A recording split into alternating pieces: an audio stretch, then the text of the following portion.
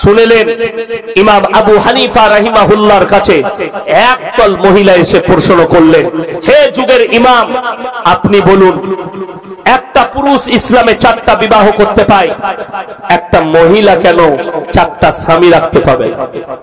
আপনাদেরকে জিজ্ঞেস করি, কোন ছেলে যদি দ্বিতীয় বিয়ে করতে যায় স্বামীর কাছে জিজ্ঞেস করতে হবে, স্ত্রীর কাছে ইজাজত নিতে হবে না হবে না?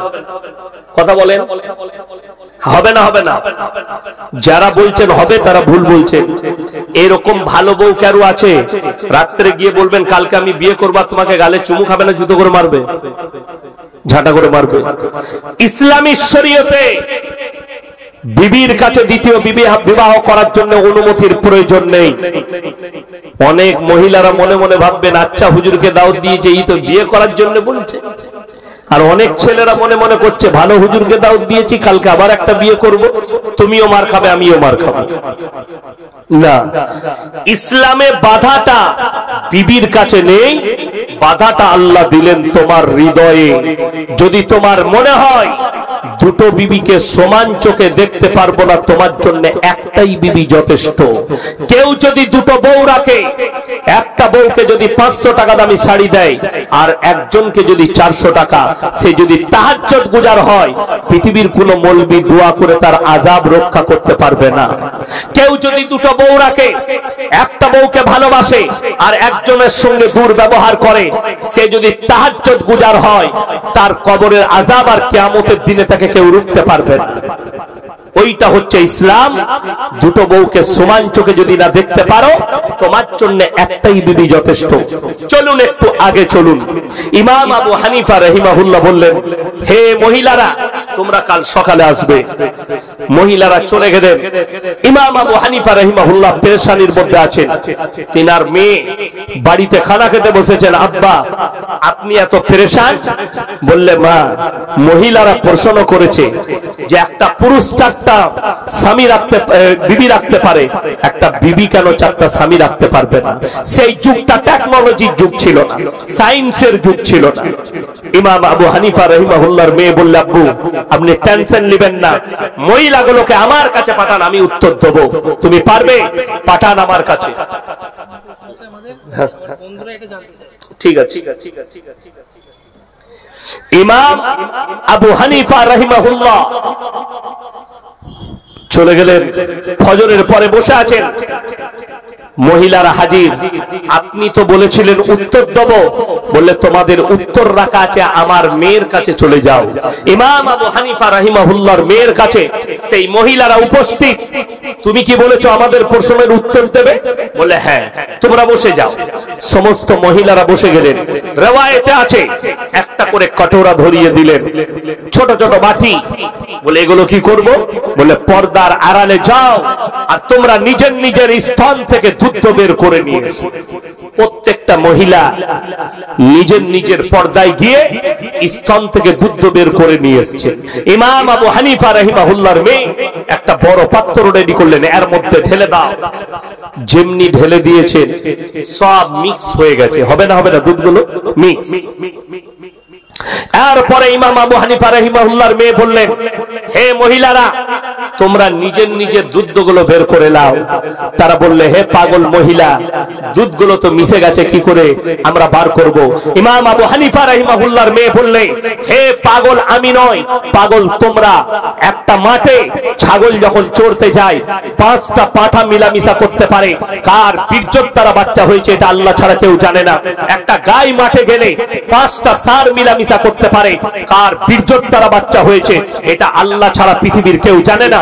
আজকে তোমরা যদি 4টা পুরুষ রাখো, সংশয় দাঁড়াবে সমাজে, বাচ্চাটা কার? কেন একটা?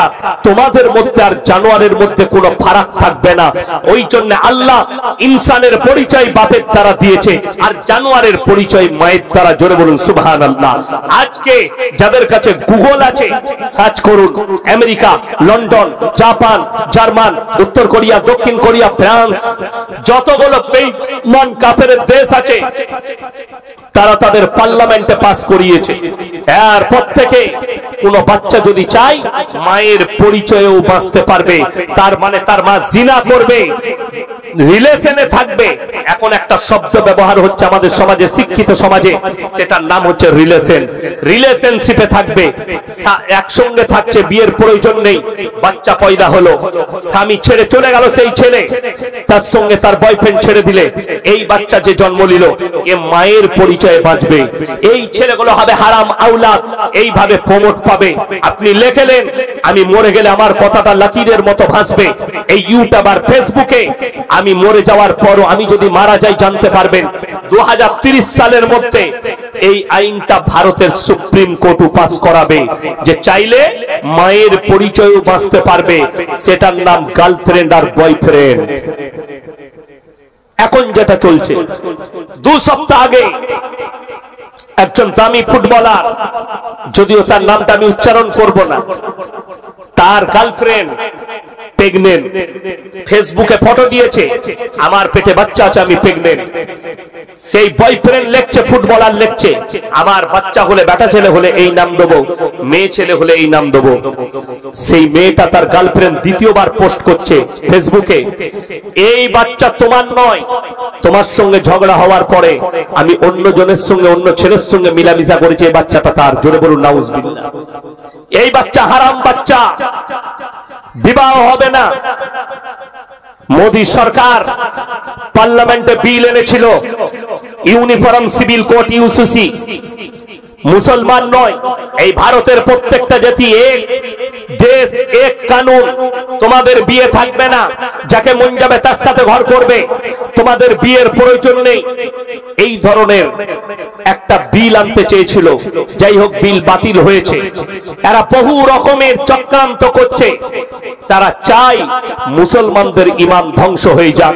প্রত্যেকটা মুসলমানকে বলে যাচ্ছি, হে আমার যুবক আর যুবতী, তুমি যদি মনে করো বয়ফ্রেন্ড আর গার্লফ্রেন্ড ইসলামে হারাম, তুমি যদি মনে করো কারোর সঙ্গে রিলেশনে থাকবো হারাম, জিনা করা হবে, যদি তোমার ইচ্ছা যায়, পছন্দ হয়, তুমি নিকাহ করো, ইজাব কবুল করে নাও। যারা বাবা আছেন তারা শুনে যান, আমাদের সমাজে একটা বড় দুর্নীতি চলছে। আলেম দিকে না জানিয়ে, ইমামদের কাছে পরামর্শ না নিয়ে, আলেমদের সঙ্গে পরামর্শ না নিয়ে, দুর্নীতিটা কি মারাত্মক বড় দুর্নীতি। ছেলে মেয়ের বিয়ে ঠিক হচ্ছে সমাজে, বিয়ে ঠিক হওয়ার পরে ছেলে একটা মেয়েকে মোবাইল গিফট করছে, বললে বিয়ের দিন ঠিক হয়ে গেল, মোবাইল। সেই মোবাইলের দ্বারা ছেলে এবং মেয়ে সেই দিন থেকে কথা বলা শুরু করলো। ঠিক বললাম না ভুল বললাম? কোন মৌলবি যদি বলতে পারে এটা জায়েজ, তার জুতোর মালা পরবো আমি ইনশাআল্লাহ। জিনা করার সমান পাপ হবে। কেন বলে দিই, বিয়ের দিনেও বিয়ে ভাঙতে পারে না, পারে না? কথা বলে, আরে আমাদের বর্ধমান জেলায় বিয়ের সময় গোশত নিয়ে মারামারি দিয়ে বালতি করে ঠুকাঠুকি করেছে, বিয়ে ভেঙে গেল। বাংলাদেশে বিয়ে ঘরে মিষ্টি নিয়ে মারামারি, বিয়ে ভেঙে গেছে। তাহলে বুঝলেন, বিবাহ যদি মনে হয় ছেলে মেয়ে কথা বলবে, যেদিনে দিন ঠিক করছো সেই দিনই ইজাব কবুল করিয়ে দাও। ইমামকে ডেকে নিকাহ পড়িয়ে দাও, হালাল হয়ে যাবে, শরীয়তের কোনো বাধা থাকবে না। কিন্তু নিকাহ না হওয়া পর্যন্ত ছেলে মেয়ে কথা বললে জিনা করার সমান পাপ। জিনা করা, অনেক ছেলে মনে করে, এই বাংলাদেশের একটা লিপস্টিক হুজুর আছে, তার নাম আসিফ, আবরারুল হক আসিফ। এই হারামখোর ছেলেদিকে বলছে রাস্তায় যদি কোনো মেয়েকে তোমার ভালো লাগে তাকে প্রপোজ করে দাও, মানে তাকে আই লাভ ইউ বলে দাও, আমি তোমাকে ভালোবাসি। আমি একটা জলসায় তাকে উত্তর দিয়েছি যে রাস্তায় বাজারে যদি তোমার মাকে আমার ভালো লাগে, তোমার মাকে আমি আই লাভ ইউ বলবো? হারাম শব্দ। এরা কোন মাদ্রাসায় পড়া মৌলবি নয়, এদের মধ্যে আমল নেই, এদের দ্বারা সমাজ ধ্বংস হচ্ছে। আজকে বড় কষ্ট লাগে, এই শব্দটাই হারাম শব্দ। যদি বলেন জায়েজ তরিকা কোনটা ইসলামে, জায়েজ তরিকা আমার যুবক যুবতী শুনেলেন, আমার ভাইয়েরা শুনেলেন জায়েজ তরিকা কোনটা।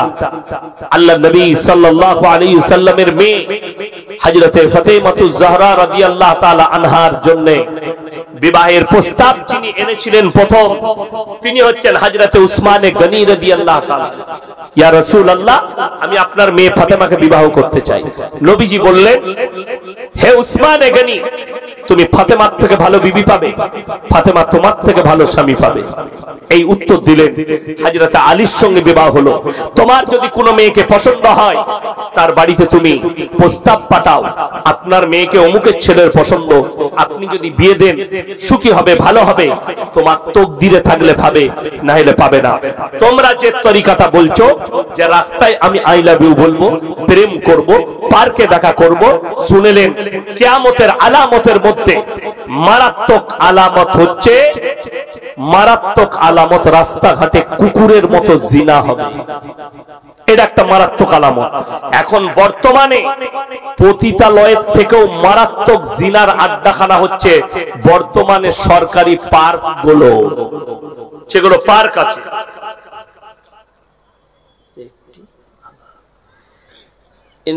এনএফটি এটি কি হালাল?